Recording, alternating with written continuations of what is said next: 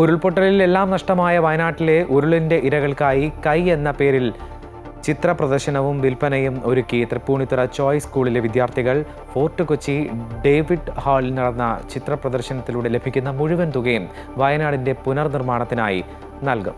Report കാണാം.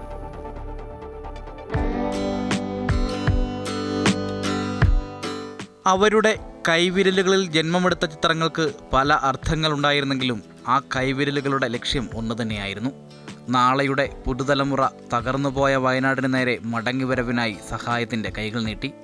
എല്ലാം അവസാനിച്ചിടത്തു നിന്ന് വയനാട് പുനർജനിക്കണം.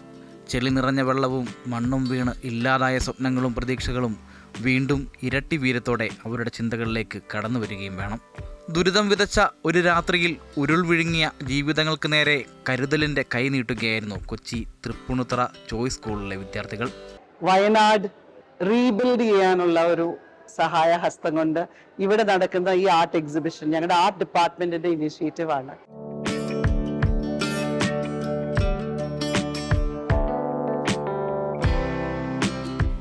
വയനാടിൻ്റെ പുനർനിർമ്മാണത്തിനായി അവർ വരച്ച 150ഓളം വരുന്ന ചിത്രങ്ങൾ അങ്ങനെ ഫോർട്ട് കൊച്ചിയിലെ ഡേവിഡ് ഹാളിനുള്ളിലെ ആർട്ട് ഗാലറിയിൽ നിരന്നു.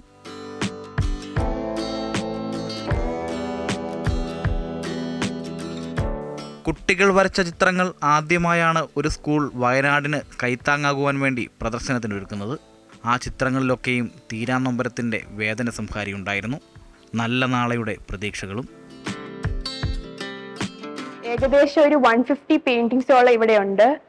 അപ്പോൾ ഞങ്ങൾക്ക് വയനാടിന് ഒരു കൈസഹായം നൽകാൻ വേണ്ടി ഞങ്ങൾ ചെയ്യുന്ന ഒരു ഇനിഷ്യേറ്റീവാണ്. ചിത്രപ്രദർശനത്തിലൂടെ ലഭിക്കുന്ന തുക പൂർണ്ണമായി വയനാടിൻ്റെ പുനർനിർമ്മാണത്തിനായി നൽകും. അമൃത ന്യൂസ്, കൊച്ചി.